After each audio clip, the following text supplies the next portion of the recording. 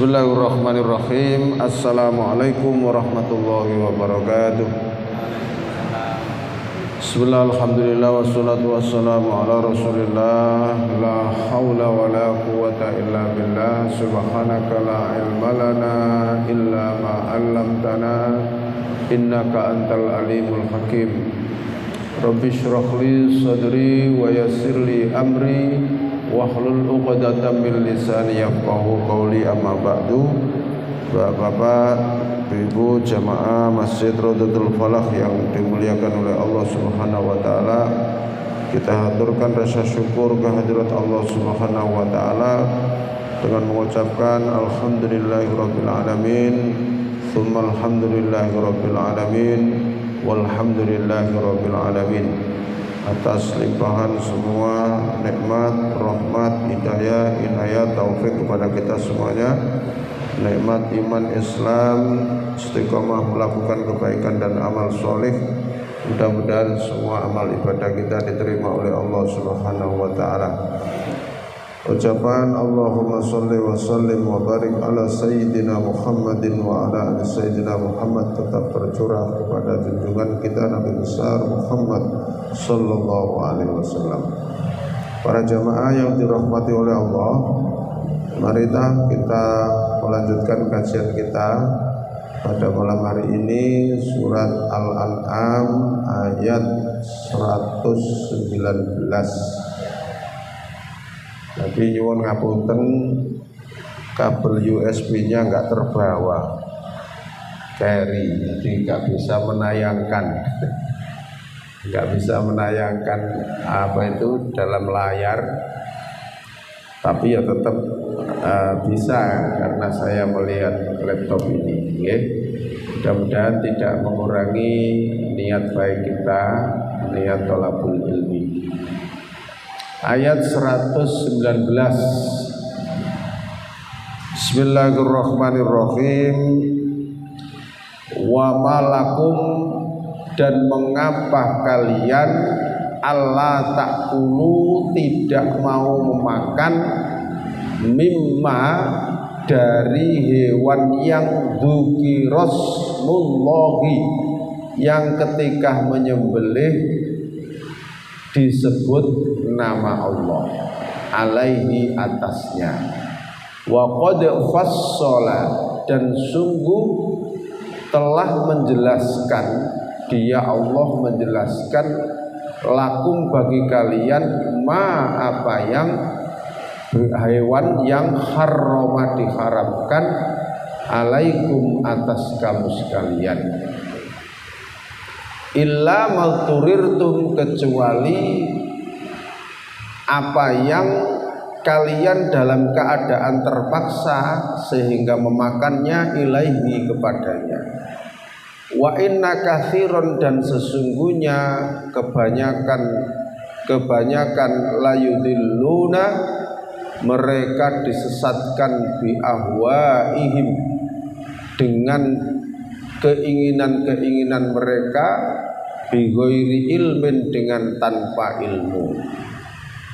Inna rabbaka, sesungguhnya Tuhanmu, huwa, dia, a'lamu, lebih mengetahui, bil mu'tadin, terhadap orang-orang yang melampaui batas. Terhadap orang-orang yang melampaui batas. Para jamaah sekalian, sebelum ayat ini, kemarin ayat 118 bunyinya, fakulu, maka makanlah oleh kalian, mimma, dari hewan yang dzukira ismullahi, yang ketika menyembelihnya disebut nama Allah. In kuntum, jika kamu sekalian adalah, bi ayatihi, terhadap ayat-ayatnya, mukminin, orang-orang yang beriman. Ayat yang kemarin begitu. Dua ayat ini menjelaskan tentang sebab turunnya ayat ini datang orang-orang musyrik kepada Nabi Muhammad. Mereka mengatakan, mengapa kamu ini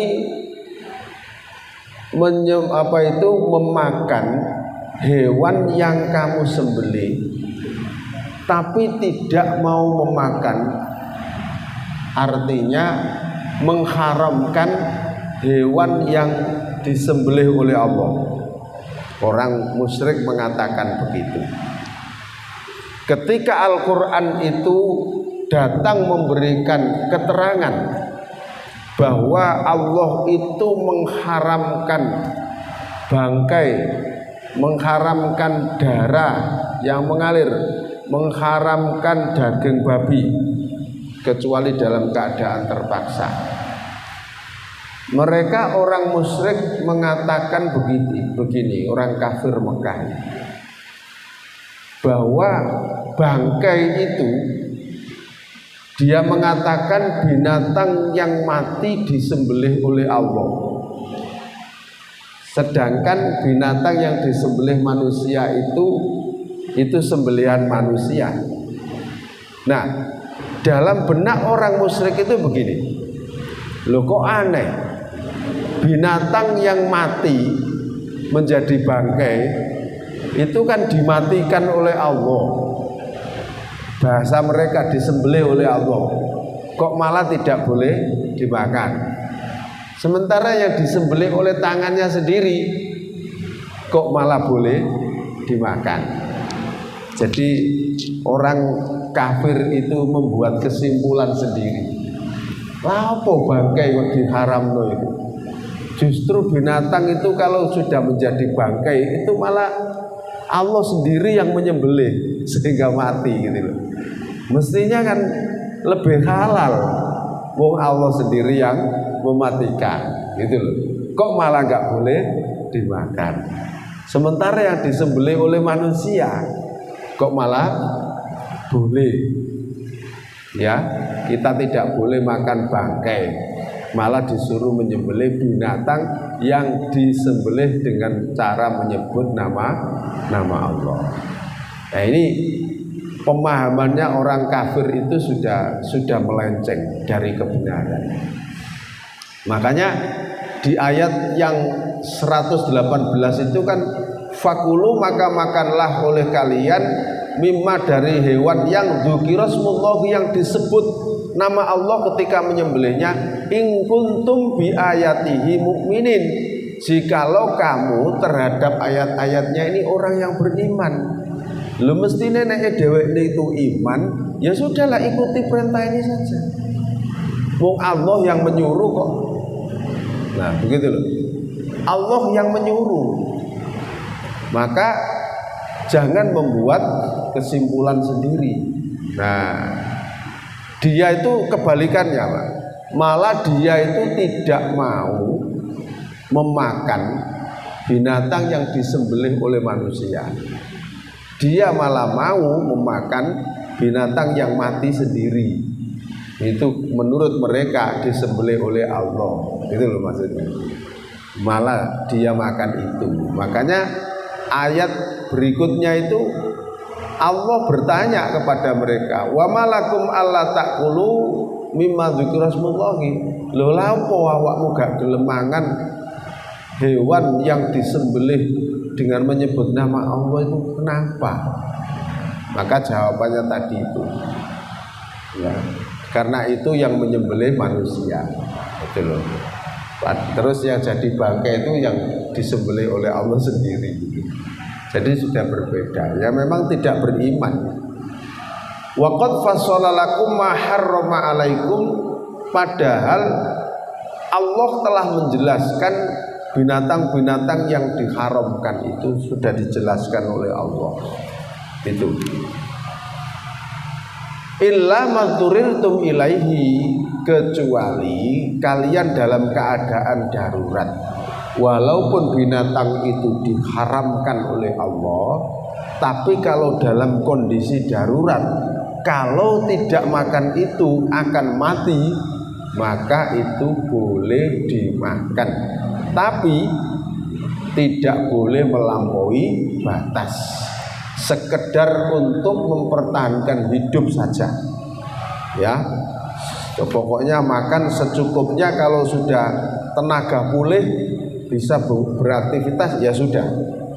Itu di dalam usul fikih disebut ad-daruratu tubihul mahdurat, sesuatu yang tidak boleh menjadi boleh karena dalam keadaan darurat ya. Jadi kecuali kita itu boleh makan kayak bangkai, kayak daging babi tadi itu yang diharamkan oleh Allah, dalam keadaan darurat saja. Keadaan normal tidak boleh, apalagi dia itu malah melampaui batas. Maksudnya itu kadung darurat itu makan sak warak-waraknya gitu loh, mumpung kondisi darurat. Apa maneh bungkus digawe meneh atau bakal oleh ya, malah gak boleh ya. Ya, jadi itu dalam kondisi darurat saja.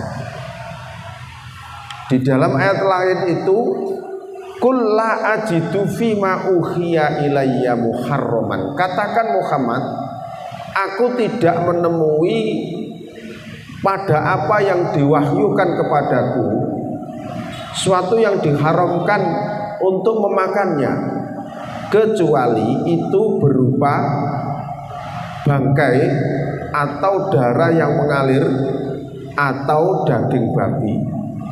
Karena sesungguhnya semuanya itu adalah rijsun, kotor, au fiskon, atau perbuatan yang fasik, uhilla li ghairillah, yang disembelih dengan menyebut selain nama Allah.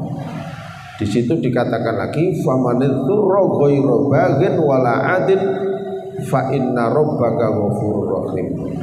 Maka ketika kalian dalam keadaan darurat sehingga makan itu yang diharamkan oleh Allah, maka Allah mengampuninya.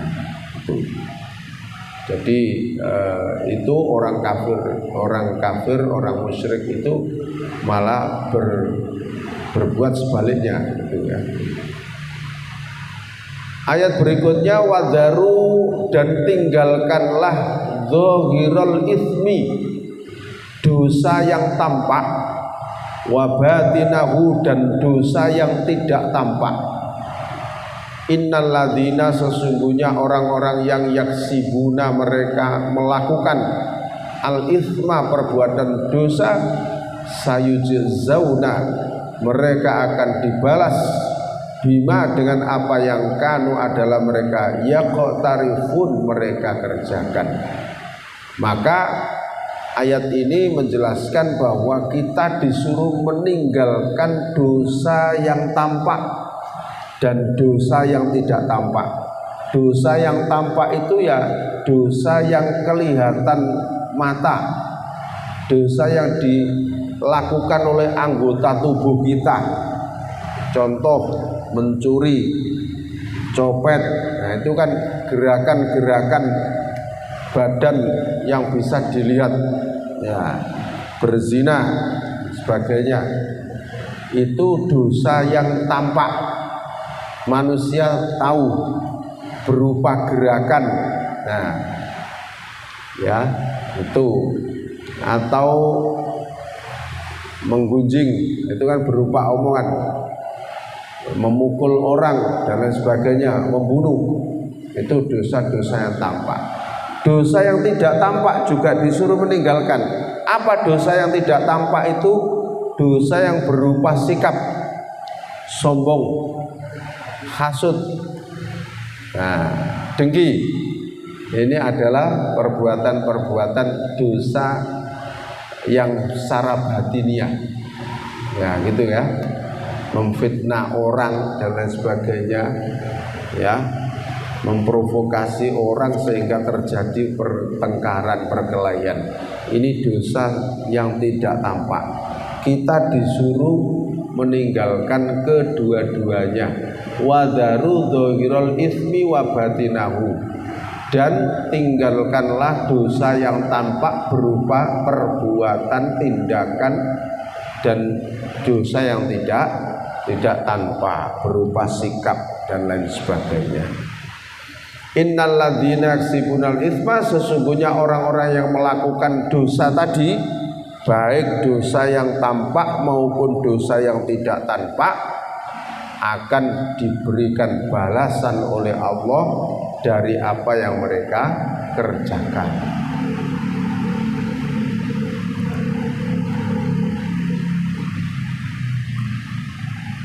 Ayat berikutnya 121, wala takulu, dan jangan kalian memakan mimma, dari hewan yang lam yuzkarismullahi alaihi, yang ketika menyembelih tidak disebut nama Allah. Wa innahu, dan sesungguhnya perbuatan itu lafiskun, sungguh perbuatan yang fasik, melanggar aturan Allah.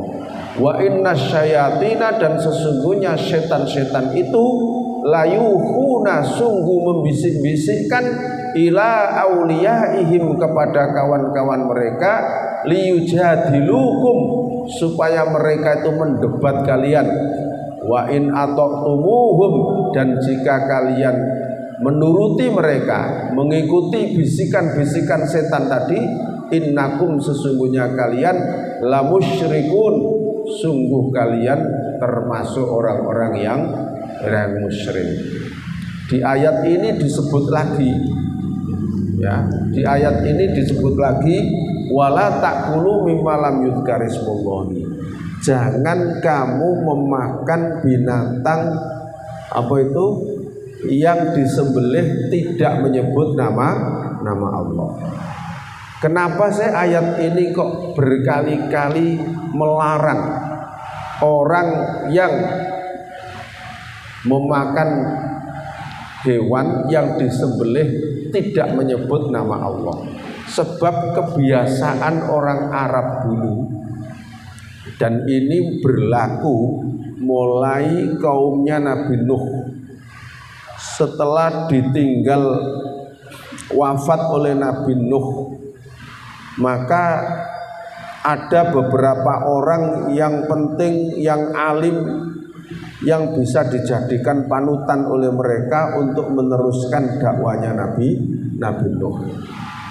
Maka ketika orang itu meninggal, orang yang ditokohkan itu meninggal, orang yang dijadikan panutan itu meninggal, maka orang itu dihormati mereka. Kuburannya itu ya di tempat ziarah mereka, kan gitu kan. Pokoknya dihormati oleh mereka, diziarahi oleh mereka.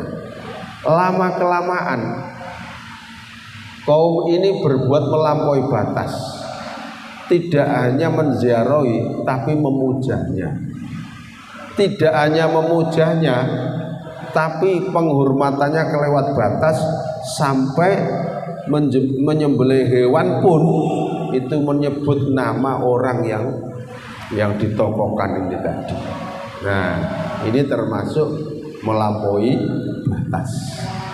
Nah, itu berlangsung dalam sekian kurun waktu, dari generasi penerus para nabi sampai pada umat Nabi Muhammad sendiri. Orang kafir Mekah itu juga sering menyembelih binatang dengan menyebut nama berhala-berhala mereka. Binatang yang disembelih untuk dipersembahkan kepada berhala-berhala yang dipuja-puja oleh mereka, disembah oleh mereka. Maka itu dilarang oleh agama, dilarang oleh Allah, dan berkali-kali Allah menyebut dengan kalimat, dan jangan kamu memakan binatang yang disembelih tidak menyebut nama Allah. Ya, karena kebiasaan orang Arab itu dari turun temurun itu seperti itu. Itu. Maka di Indonesia juga sama. Ya, tidak boleh menyembelih hewan terus ditujukan ke apa itu pohon besar itu, dibuat saji di situ. Ya tidak boleh, ya sama saja dengan yang dilakukan oleh orang Arab itu. Tidak boleh. Tapi pandainya setan itu membisik-bisikkan bahwa perbuatan itu perbuatan baik dan benar. Setan itu kan pinter ya. Setan itu luar biasa, bisikannya itu luar biasa. Jadi orang Arab itu sampai kalau tidak melakukan itu khawatir akan terjadi musibah dan lain sebagainya. Jadi hal-hal seperti itu sebelum adanya Islam di Arab itu luar biasa. Tidak hanya itu, ya, mereka itu sampai mengundi nasib. Kalau mau berangkat itu mengambil anak panah yang ditaruh di tepinya Ka'bah. Kalau anak panah ini tulisannya itu kok hari naas, dia nggak jadi berangkat. Kalau tulisan anak panah yang diambil ini kok hari keberuntungan, mereka berangkat. Sampai menggantungkan nasibnya itu tidak kepada Allah lagi, tapi kepada benda-benda yang mereka keramatkan itu. Maka kita juga tidak boleh menganggap keramat benda-benda selain Allah kita anggap punya kekuatan, tidak boleh. Itu sama saja dengan yang dilakukan oleh orang-orang Arab jahiliyah itu.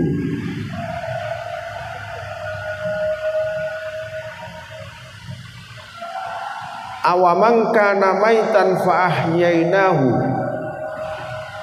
Awaman apakah orang yang kana dia menjadi maitan, mati, fa ahyainahu lalu kami menghidupkannya, wa ja'alna lahu nurun dan kami jadikan baginya cahaya, yamshi dia berjalan bi dengan cahaya itu, finnasi pada manusia, kaman seperti orang, masaluhu perumpamaannya, fidzulumati dalam kegelapan. Dalam kegelapan laisa tidak ada bikhorijin dapat keluar minha dari kegelapan itu. Kadzalika demikian itulah zuyyina dihias-hiasi lil kafirina bagi orang-orang yang kafir, maka ya'malun terhadap apa yang mereka kerjakan. Sampai Allah itu membuat perumpamaan begini. Apa podo orang yang kami hidupkan, sudah mati terus kami hidupkan, terus kami berikan cahaya, kemudian dia berjalan, itu apa sama dengan orang yang di dalam kegelapan lalu dia tidak dapat keluar dari kegelapan itu?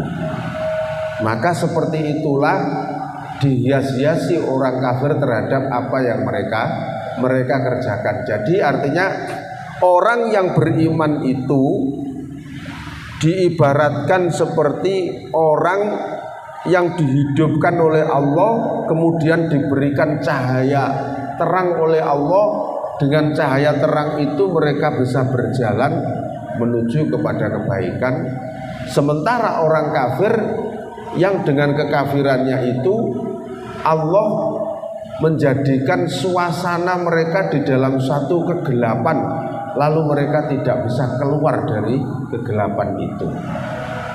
Karena apa yang mereka kerjakan itu terus dihias-hiasi. Maksudnya apa?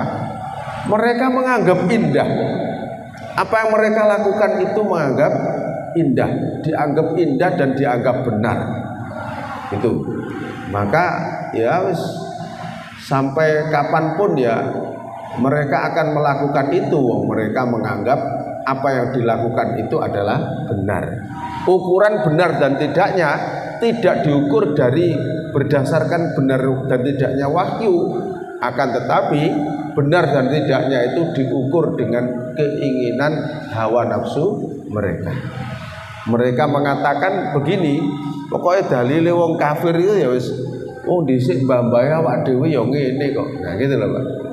dhisik mbah-mbah awak dhewe ngene ya siki. Muhammad itu kan gek wingi lahir. Nah, situ tok ya, Pak. Gek wingi mosok ngalano. Apa itu agama sing awak dhewe mewarisi teko mbah-mbah. Gak mungkin lah. Jadi seperti itu, Pak. Kepercayaan yang dibangun oleh orang kafir itu sehingga berapapun ayat yang diberikan oleh Rasul kepadanya wis mental. Ya, saking yakinnya kepercayaan yang yang diperoleh, yang dilihat, yang disaksikan dari mbah-mbah mereka dan bapak-bapak mereka. Dan itu sulit untuk menghilangkan keyakinan seperti itu kalau memang betul-betul tidak mendapatkan hidayah dari Allah. Bukankah di antara masyarakat kita juga masih percaya dan meyakini dengan hal-hal seperti itu? Masih kan? Masih banyak kan? Ya. Sehingga setiap tahun mengadakan ritual-ritual. Ya, kita nggak tahu lah kalau suruh itu dari berbagai kampung itu punya adat istiadat sendiri-sendiri. Seakan-akan kalau tidak melakukan itu akan terjadi sesuatu. Nah, ini padahal Islam sudah hadir di tengah-tengah mereka. Memang tidak mudah menghapus itu, tidak mudah kepercayaan itu. Ya, barangkali ada yang tanyakan, monggo mengalir saja. Kalau ada, monggo. Kalau nggak ada, tak lanjutkan gitu aja ya. Jadi yang jelas itu, ya. Jadi hal-hal seperti itu karena di Arab itu dari nabi yang satu ke nabi berikutnya itu masih ada saja kepercayaan terhadap selain Allah itu. Maka ayat-ayat yang seperti ini itu sering kali disampaikan di berbagai surat itu. Wa kadzalika, dan demikian itulah ja'alna, kami jadikan fi kulli qaryatin, pada tiap-tiap penduduk negeri, akabira mujrimiha, pembesar-pembesar mereka yang berlaku zalim, pembesar-pembesar yang berlaku zalim, ya, liyam guru, agar mereka berbuat makar fiha, di dalamnya, wa ma yamkuruna, dan tidaklah mereka berbuat makar illa bi anfusihim, kecuali pada diri-diri mereka sendiri, wa ma yashkurun, dan tidaklah mereka menyadari. Jadi dari setiap nabi itu pasti menghadapi sekelompok kaum yang mempunyai kekuatan dan menentangnya. Itu hampir setiap nabi di berbagai negeri yang dia dakwai itu pasti ada sekelompok kaum yang mempunyai kekuatan yang menentangnya. Jadi ini perjalanan dakwah yang kita ikuti dari para nabi itu begitu, Pak. Pasti ada kelompok besar kaum yang memusuhinya. Misalnya saja Nabi Ibrahim, kelompok kaum yang memusuhinya adalah Raja Namrud dan pengikutnya, kan begitu kan. Nah, kemudian Nabi Soleh, kaum Samud, itu pasti ada kelompok besar kaum yang bertindak dolim yang memusuhinya. Nabi Musa dengan Fir'aunnya, kan begitu ya, dengan Korunnya, dan juga sekelompok Bani Israel yang menentangnya. Nabi Isa juga sama, ada pembesar-pembesar yang berlaku dolim sehingga mengejarnya dan mau membunuhnya, gitu kan, Nabi Isa. sampai kepada Nabi Muhammad. Ya ada pembesar-pembesar kafir Quraisy sing dipimpin Abu Jahal, Abu Lahab memusuhi Nabi Muhammad. Pasti ada itu. Pasti ada. Jadi sing diarani dakwah itu mesti ono kelompok sing gak setuju. Nah, kan begitu kan? Pasti ono sekelompok sing gak setuju. Itu pasti itu. Dan itu sudah tertulis di dalam Al-Qur'an. Nah, itu apa itu irama dakwah itu seperti itu. Jadi dakwah itu gak mulus tok. Ada kelompok-kelompok yang tidak setuju, yang itu berusaha untuk menggagalkan, itu ada saja. Saya yakin berdirinya Masjid Semegah ini juga tidak mulus. Pasti ada kelompok-kelompok yang menentang. Gitu betul. Pasti gue. Ono pergolakan. Ono setuju, ono sing gak setuju. Biasa itu dalam dakwah itu. Biasa itu. Ya. Itu pasti dimanapun ya. Dan itu sudah dilakukan oleh perjalanan para nabi. Gitu loh. Tapi endingnya ya, kalau pelaku dakwah di situ itu orang-orang yang benar-benar ikhlas niatnya Pak, pasti endingnya Allah tetap akan memenangkan kebenaran. Itu pasti. Allah tetap akan memenangkan kebenaran. Dan orang-orang yang mempunyai hati yang tulus ikhlas untuk memperjuangkan agamanya, jelas intan surullaha yansurkum. Jika kamu menolong agamaku, pasti akan aku tolong. Bagaimanapun tentangan berbagai macam, kita saksikan masjid ini tetap berdiri sekarang. Nah kan begitu kan. Ya, walaupun ono kelompok yang gak setuju, ono kelompok yang terus nyerang, tapi saksi sekarang masjid ini tetap berdiri dan megah. Nah itu berarti kan bukti ini Allah memberikan pertolongan, gitu loh. Ya. Walaupun Abu Jahal, Abu Lahab dengan sekelompok konglomerat orang kafir memusuhi Nabi Muhammad, menghadang dakwanya Nabi Muhammad dengan berbagai cara, ingin menangkap Nabi Muhammad, ingin membunuh Nabi Muhammad, tapi endingnya kita saksikan bersama-sama, kemenangan tetap Allah berikan kepada umat Islam. Sampai Mekah sekarang kita bisa menyaksikan betapa kemakmuran yang Allah berikan kepada penduduk Mekah sekarang dan Madinah itu karena jasa dari Nabi Muhammad dan para sahabat yang berjuang. Jadi endingnya itu tetap Allah akan memenangkan itu. Nah, jadi kalau ada sekelompok yang tidak setuju, pro dan kontra, ya itu biasa. Di situ irama dakwah itu ya ngono iku. Gak ono dakwah mulus itu. Karena tantangannya belas ya, malah gak indah ya. Kalau gak ada tantangannya, jadi kalau ada tantangannya itu malah semangat. Soalnya ono sing nentang, jadi kene iki semangat itu. Iki nek awak dhewe iki kalah ya opo iki gak ngadeg masjid iki. Ya, akhirnya kan semangat itu. Akhirnya akan semangat. Tapi nek gak ono sing ngono kan biasa-biasa saja, gak ada tantangan. Gitu. Jadi seperti itu. Wa idza ja'atkum, dan apabila datang kepada mereka ayatun ayat, qalu, mereka berkata lan nu'mina, tidaklah kami beriman, hatta nukta, sehingga didatangkan kepada kami mislama, seperti apa yang utia diberikan rasul-rasul Allah.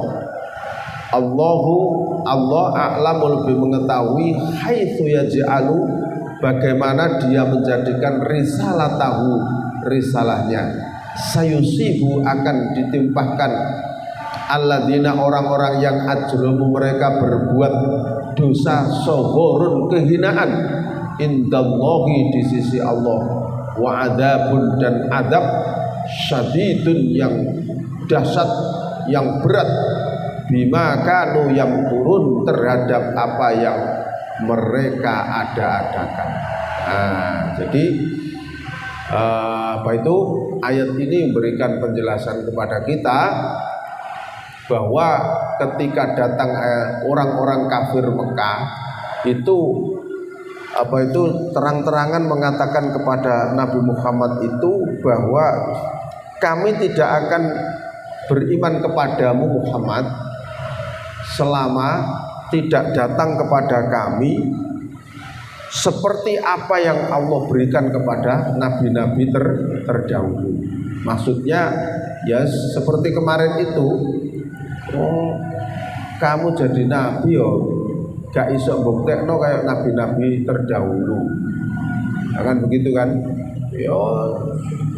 Kayak Nabi Musa duwe tongkat, bisa membelah laut, bisa memancarkan air dari batu. Kayak Nabi Isa bisa menyembuhkan, ya gitu-gitu Muhammad. Yes, pancet aja orang kafir Mekah itu. Terus gitu itu. Kamu ngomong ngalur ngidul, gak iso menunjukkan bukti apa-apa. Mana bisa kami beriman padamu? Nah itu orang kafir Mekah. Tapi kan kemarin sudah dijelaskan ya pada ayat kemarin itu loh. Terus Nabi Muhammad kan nantang, awakmu njaluk apa? Nah kan begitu kan. Ya kalau kamu betul-betul Nabi, ya, bukit Sofa itu kamu jadikan emas. Begitu Nabi menghadap mau berdoa, malaikat Jibril datang, kan begitu kan? Muhammad, bukan masalah itu Muhammad. Ya, kalau kamu doa pasti dikabulkan itu. Tapi masalahnya bukan di situ. Karena orang-orang kafir Mekah ini minta kepada kamu bukan untuk niat beriman. Jadi Allah kan Maha tahu kan. Dheweke wis ora niat gak iman, masih mbok turuti lho gak iman, gitu loh. Jadi gak usah, percuma. Toh misalnya dituruti, Bukit Sofa itu iso dadi mas temen. Terus dheweke gak gelem beriman, disapu bersih Muhammad. Kayak umat Nabi terdahulu. Itu wis sunatullah itu. Terus pokoknya nek mukjizat itu didatangkan, terus dia tidak mau beriman, pasti dihabisi. Nah, sedangkan Nabi Muhammad kan tidak pernah berdoa untuk penghancuran kaumnya, tidak pernah kan. Bahkan ditawari malaikat Jibril aja, Gunung Uhud akan dijatuhkan orang-orang Taif ketika hijrah itu, Nabi Muhammad kan gak setuju. Oh jangan, kalau dia mati semua siapa yang saya dakwai, kan begitu. Nah atas dasar itu maka ketika orang kafir Mekah itu minta bukti kemujizatan dengan Bukit Sofa itu dijadikan emas, maka Allah melarangnya lewat malaikat Jibril. Ya, karena nanti kalau dituruti kemudian orang Mekah itu tidak mau beriman, ya pasti akan berlaku seperti umat-umat terdahulu. Nah, kan gitu kan, pasti itu akan dihabisi kaum. Dan itu tidak dikehendaki oleh Nabi Muhammad, gitu loh Pak. Tidak dikehendaki oleh Nabi Muhammad. Jadi ya mendingan gak usah. Bahasa kita itu mendingan gak usah turuti Muhammad, percuma. Mbok turuti gak ira iman kok. Memang gak kepengin beriman kok. Nah gitu loh. Tidak kepengin beriman, jadi percuma. Nah jadi seperti itu. Mungkin ada yang tanya kan, monggo. Itu jadi perjalanan kaum-kaum terdahulu itu dijadikan dasar untuk dakwah itu. Oh sampun nggih, pas nggih. Jadi mudah-mudahan ayat-ayat yang kita kaji bisa nambahi ilmu pengetahuan kepada kita, ya. Kita bisa lebih bertambah keimanan dan ketakwaan kita kepada Allah Subhanahu wa taala. Kita akhiri dengan doa majelis. Subhanakallahumma bihamdika asyhadu an la ilaha illa anta astaghfiruka wa atubu ilaik. Sampai ayat 124 ya. Assalamualaikum warahmatullahi wabarakatuh.